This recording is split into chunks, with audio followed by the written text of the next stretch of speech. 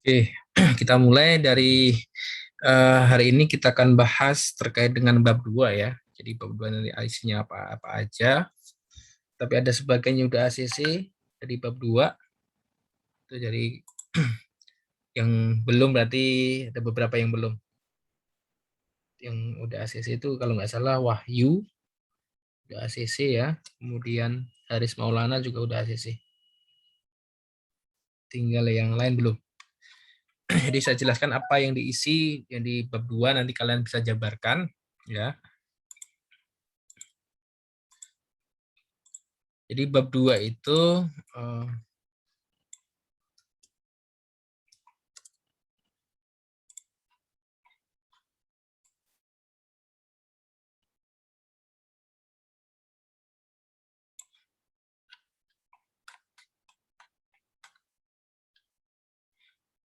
bab 2 itu isinya adalah landasan teori ya.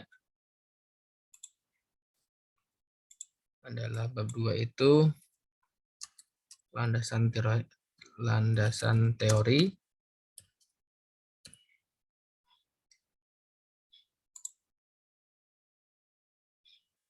Ya, isinya yang pertama untuk 2.1 itu tinjauan pustaka.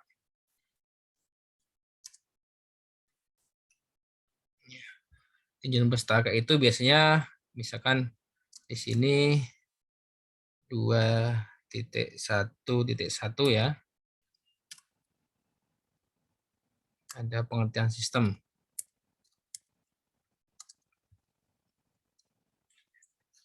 Jadi kalian pengertian sistem ini minimal tiga sumber ya. Jadi sumber 1, kemudian sumber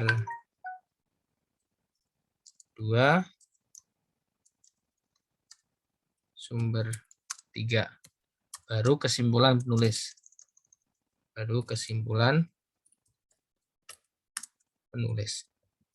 Penulis berarti kalian ya, atau peneliti. Antara sumber 1, 2, 3 ini boleh copy paste dengan teman-teman lain. Ya, ini boleh copy paste. Tetapi untuk kesimpulan ini nggak boleh. Karena pendapat seorang itu harusnya berbeda dengan satu dengan lain. Jadi yang dibedakan adalah kesimpulan penulis ini bisa dibedakan. Ya, dibedakan. Jadi kalau ada pertanyaan boleh copy paste boleh. Untuk yang sumber 1, sumber 2, sumber 3 ini boleh gitu. Tetapi kesimpulannya yang nggak boleh di copy paste. Dan sumber ini kan sudah menjadi ketentuan di buku panduan itu minimal adalah 2016 terbitan. Jadi kalian mesti cari buku yang terbitan 2016. Jangan sampai asal copy paste tapi tidak mempunyai soft copy atau hard copy-nya terkait dengan sumber.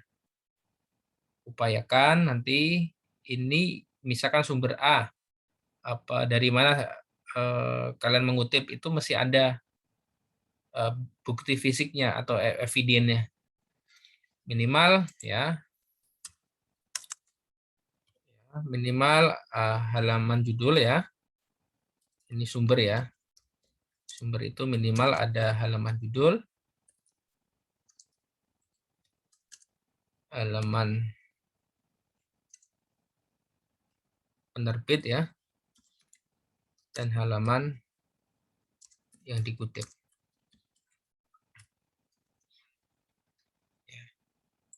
Kenapa ini harus ada? Nanti ketika nggak ada, kalian kesulitan di daftar pustakanya. Di daftar pustaka itu yang pertama tentunya pengarangnya siapa. Pengarang siapa itu ada di halaman penerbit atau di halaman judul mungkin ada. Yang pertama, yang kedua judulnya apa buku tuh. Ya, di halaman judul pasti ada. Kemudian tahun berapa dia terbit. Di halaman penerbit ada nih. Edisi penerbitan tahun berapa. Kemudian diterbitkan, siapa penerbitnya, dan terakhir di mana dia terbit. Itu yang menjelaskan di daftar pustaka. Itu yang pertama, ketika kalian punya sumbernya ini. Ya, cukup ini aja di foto misalkan, nanti di print masing-masing daripada sumber-sumber yang semuanya sumber loh ya. Tidak hanya di pengertian sistem, tapi semua sumber itu nanti bisa kalian foto halaman judulnya, halaman penerbit, dan halaman yang dikutip. Lah, mungkin ada alasan, Pak, susah cari buku sekarang. Malah mudah sekarang. Mudah itu e-book itu banyak, kalian cari di Google aja pasti ada banyak. Tinggal kalian print screen halaman judulnya, halaman penerbitnya juga print screen, halaman yang dikutip juga print screen, dikumpulin jadi satu, kemudian di print di hard copy-nya. Kenapa hard copy? Ya, kemungkinan besar nanti kalian sidangnya offline, nggak online lagi. Ya, ketika sidang offline nanti ditanya ini ada sumbernya atau tidak.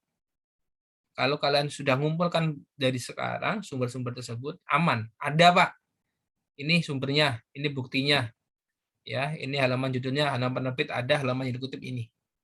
Nah, itu jadi untuk bagaimana kalian untuk mempercaya diri nanti ketika sidang, ya ada sumbernya, ada literaturnya yang dikutip. Dan ini adalah kegiatan ini adalah sebenarnya tinjauan pustaka seperti ini harusnya. Secara ilmiahnya seperti ini.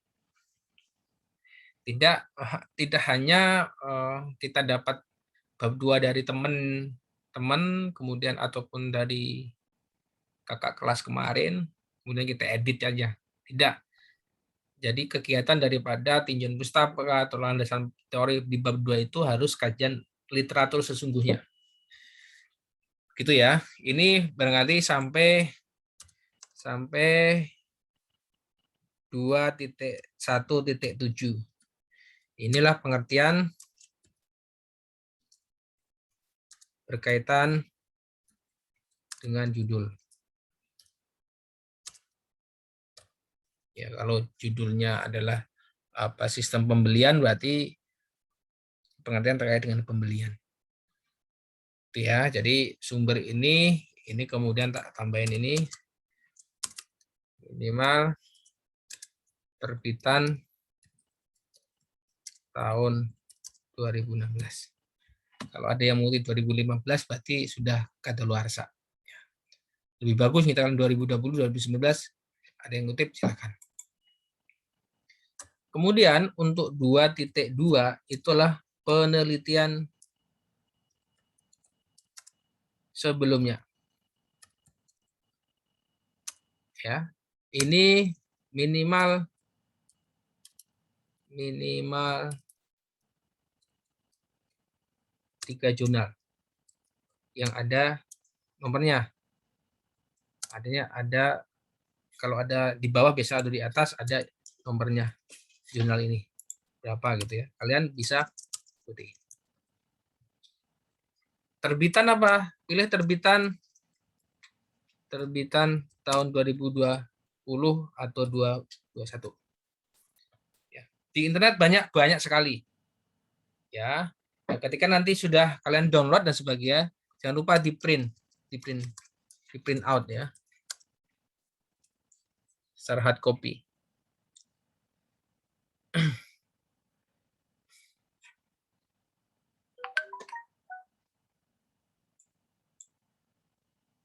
Kemudian untuk yang 2.3 adalah tool yang digunakan.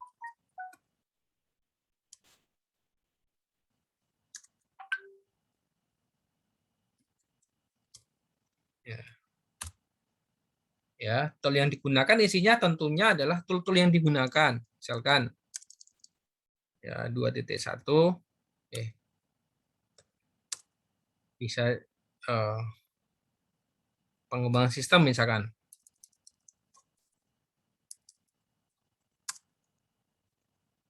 Dia misalkan pakai SDLC.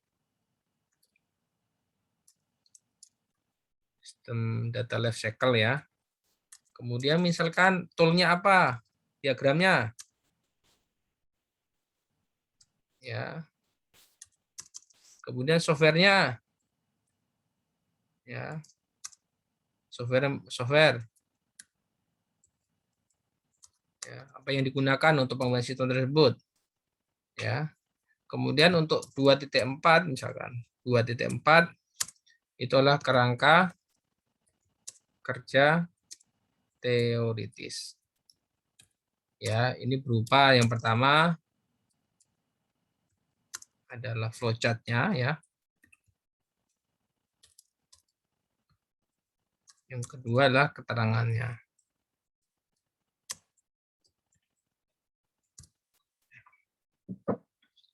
Jadi, pertama flowchart-nya sudah dibuat, kemudian keterangannya keterangan terkait dengan flowchart-nya. Nah, ini bab 2. Jadi, pada intinya penekanan bab 2 ini seluruh yang dikutip seluruh jawaban yang dikutip itu harus ada ya hard copy-nya. Ini bukan semata-mata buat saya, buat Pak Cipto, enggak. Ini semuanya lah untuk kalian. Ketika nanti sidangnya offline, ini pasti akan ditanya. Mana buktinya? Mana bukti apa evidennya? Kemudian nanti akan dicocokkan oleh dosen penguji. Dari sumber-sumber tersebut, cocok nggak sama yang di daftar pustaka? Ya, jadi nanti jangan asal, artinya ketika menulis landasan teori itu juga diupayakan juga menulis daftar pustaka. Jangan sampai kelewat. Itu tahap terakhir akan dicek biasanya oleh dosen penguji. Bahwa ini benar nggak daftar pustaka sesuai dengan landasan teori nggak. Kalau sesuai, mana buktinya? Nah, dengan kalian katakanlah mengumpul studi literatur yang benar, nanti ketika nanti sidang itu timbul rasa kepercayaan diri yang tinggi. Oh, saya sudah siap nih. Bab 1 siap, bab 2 sudah siap. Nah, bab 2 ini terkait dengan tadi, dokumen-dokumen tadi. Studi literatur udah siap. Ya. Kalau udah siap kan timbul kepercayaan. Mau ditanya apa aja karena ini kita adalah mengerjakan sendiri, dikrit sendiri, menimbulkan kepercayaan yang tinggi. Kira-kira itu, ya. Ada pertanyaan enggak? Silahkan.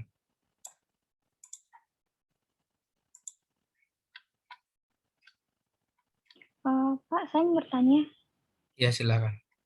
Untuk penelitian sebelumnya kan saya kan ngambil judul itu kan pemesanan tempat pemancingan ya Pak. Tapi kan kemarin saya sempat nyari untuk pemesanan pemancingan yang sebelumnya itu nggak ada. Adanya kayak pemesanan tempat hotel, pemesanan tempat restoran kayak gitu. Itu termasuk nggak Pak? Itu termasuk. Jadi uh, intinya pada poinnya adalah pemesanan ya. Bisa pemesanan dari tempat pemancingan, bisa pemesanan booking daripada lapangan futsal itu mirip ya. Artinya booking tempat ya, atau mungkin pemesanan di bioskop itu sama persis, tapi tempatnya yang beda. Ada tempat pemancingan, ada tempat futsal, ada tempat bioskop, biasanya gitu. Artinya yang key pointnya adalah pemesanan atau pemesanan tiket bus sama aja. Kan tiket tiket bus itu pertama dimunculkan adanya ketersediaan dari tiket. Sama itu ketika input pertama ada kesediaan tempat duduk pemancingan begitu. Soalnya kemarin saya minta untuk bagaimana berapa sih kapasitas tempat pemancingannya di pemancingan tersebut gitu ya.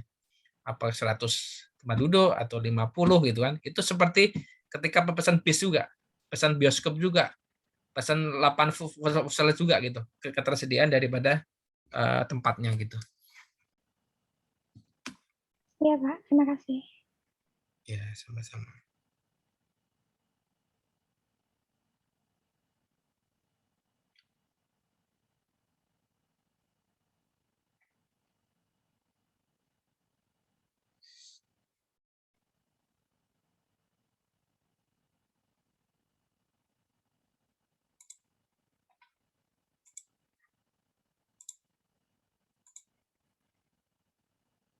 Oke, nanti saya akan kirim ini.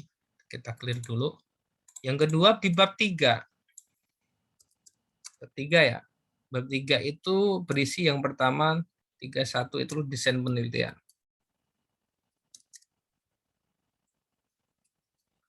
Yaitu desain penelitian ini biasanya adalah metodenya adalah metode deskriptif ya. Metodenya adalah metode deskriptif.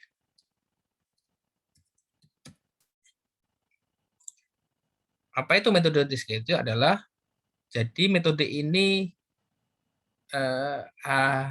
metode studi kasus atau studi case masing-masing daripada kalian ambil. Jadi menitik beratkan kasusnya, kasus itu permasalahannya apa, ya kemudian nanti diusulkan solusinya apa. Jadi dideskripsikan masalahnya apa aja, kemudian nanti diusulkan kira-kira apa aja gitu. Kemudian di desain penelitian ini ada langkah-langkah penelitiannya, ya langkah-langkah penelitiannya kalian jelaskan, ya sampai katakanlah dari awal sampai akhir kalian jelaskan langkah-langkah penelitiannya. Dari menemukan masalah sampai merancang usulan sistem. Ya. Kemudian untuk 3.2 untuk 3 data dan sumber data. Data dan sumber data.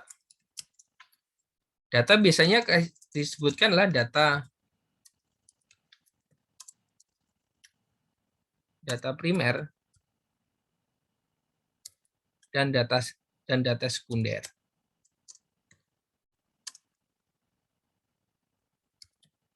Data primer itu adalah data yang langsung ditemukan di tempat observasi. Makanya tidak bisa penelitian deskripsi ini hanya angan-angan saja.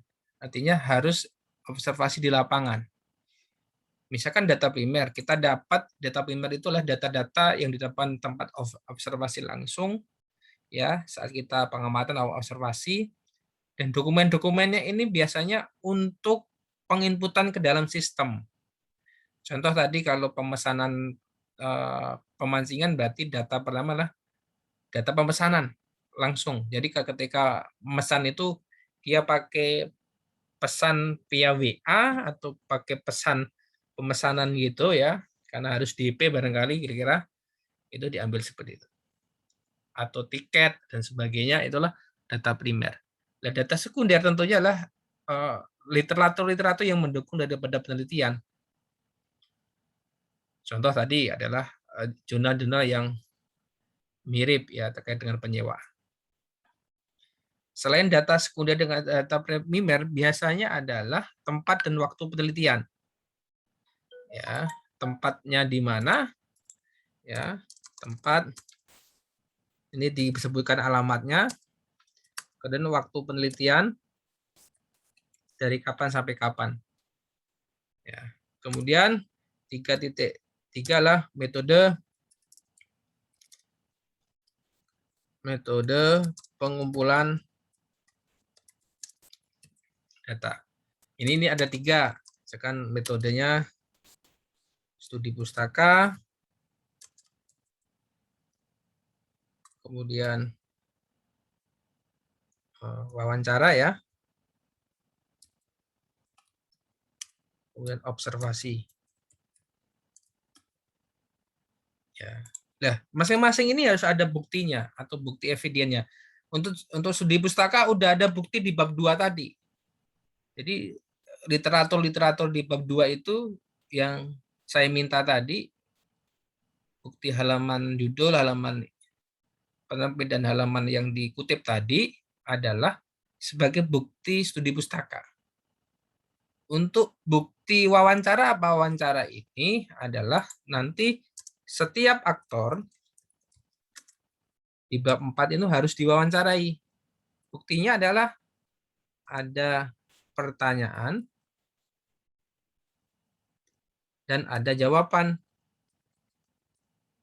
Ya, tentunya aktor itu setiap aktor, misalkan aktornya ada 3 ya, masing-masing daripada aktor itu ditanya sesuai dengan kebutuhan sistem yang akan di development tadi gitu ya. Diperhatikan nih banyak, kalau si sidang ini banyak yang menanyakan terkait dengan wawancara. Mana buktinya wawancara? Dan bukti wawancara ini nanti akan dilampirkan setelah bab 5 di lampiran dan lampiran. Ada namanya wawancara. Nanti kalian lampirkan. Yang ketiga, bukti observasi.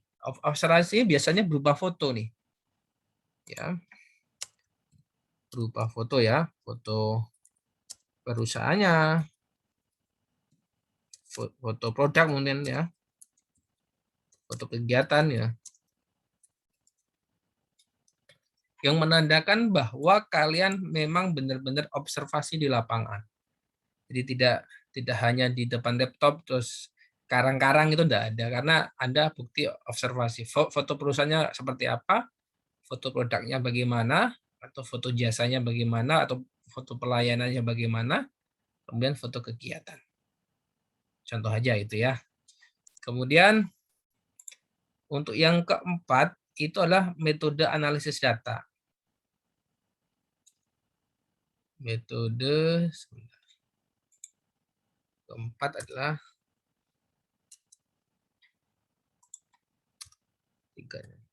metode analisis data.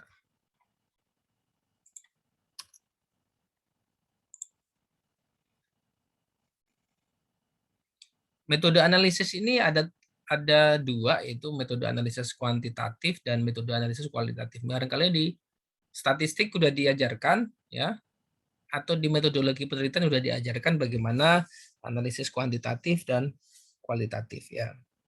Tapi biasanya untuk dari kita itu adalah analisis kualitatif. Ya, karena apa? Karena peneliti mengumpulkan data itu dari tatap muka langsung atau berinteraksi di tempat orang-orang, di tempat penelitian. Jadi poin untuk observasi ini sangat penting sekali karena untuk mendevelopment daripada sistem itu yang lebih menonjol adalah analisis kualitatif. Ya, bagaimana kita menggali daripada kelemahan-kelemahan ya yang ada masalah di situ sehingga dengan sistem itu terjawab, tidak ada kesalahan, terjadi keakuratan data gitu ya, lebih cepat gitu ya. Itu adalah inputan itu adalah berasal daripada ketika kita diobservasi. Yang kelima adalah metode perancangan ya. Yang kelima adalah metode perancangan. Metode perancangan. Ini ada isinya ada 4 ya. Yang pertama itu isinya adalah analisis kebutuhan sistem. Analisis kebutuhan sistem.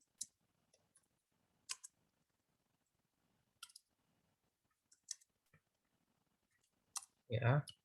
Kemudian selanjutnya misalnya analisis kebutuhan sistem ini apa input apa yang harus dibuat. Misalkan tadi ketika nanti pemesanan itu apa sih inputnya atau SOP-nya bagaimana dari awal sampai akhir ya. Kemudian di sana perlu namanya ketika SOP-nya kita sudah jelaskan, itu kebutuhan hardware-nya seperti apa ya, butuh namanya RAM-nya berapa, prosesornya pakai berapa, monitornya pakai apa, kemudian keyboard, mouse, dan printer barangkali ya pakai apa. Begitu juga dengan software yang digunakan. Kemudian 352 itu diagram yang digunakan ya. Jadi diagram yang digunakan ini juga dari use case diagram, activity, kemudian sequence, dan terakhir kelas diagram. Kemudian untuk 5.3.5.3 itu adalah software yang digunakan. Jadi kalian terangkan software yang digunakan apa aja ya untuk proses development tadi. Untuk proses development misalkan kalian pakai codingnya pakai Sublime Text 3, kemudian database-nya pakai SMPP, MySQL gitu ya. Kemudian mungkin sistem operasinya pakai Windows dan sebagainya. Kemudian untuk 5.3.5.4 ini yang terakhir adalah metode pengujian sistem ya.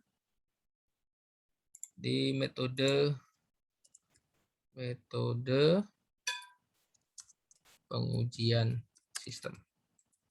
Ini isinya adalah white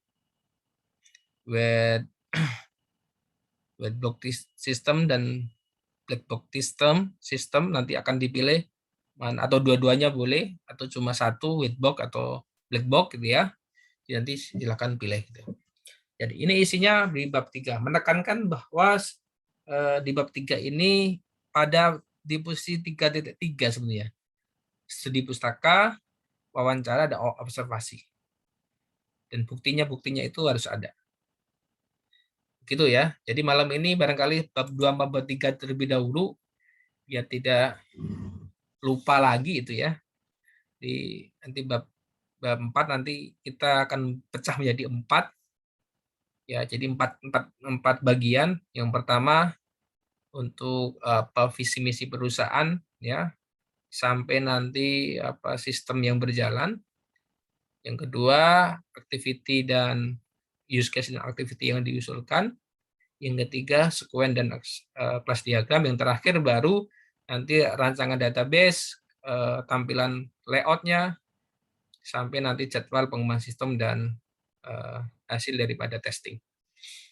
Itu kira-kira yang saya sampaikan. Ada pertanyaan di bab 3, silakan.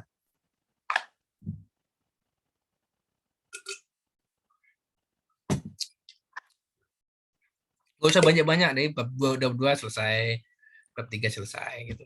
Step by step, karena kan ukuran daripada kemampuan kita juga terbatas gitu. Jadi harus bab 2 selesai dulu, bab 3 selesai dulu.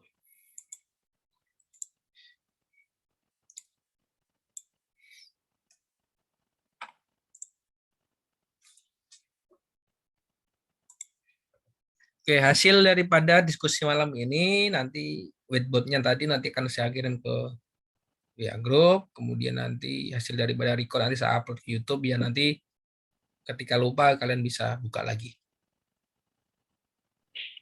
Iya, Pak. Kalau nggak ada pertanyaan, barangkali kita cukupkan. Tetap semangat. Skripsi tidak mudah. Yang mudah lah mencoba untuk mengerjakannya. Ya, malasnya itu yang mungkin penghalang utama di skripsi. Sebenarnya kalau dikerjakan nggak gampang nggak sulit kok, mudah banget ya, nggak sulit, mudah. Tapi yang sulit adalah mungkin untuk memulainya itu.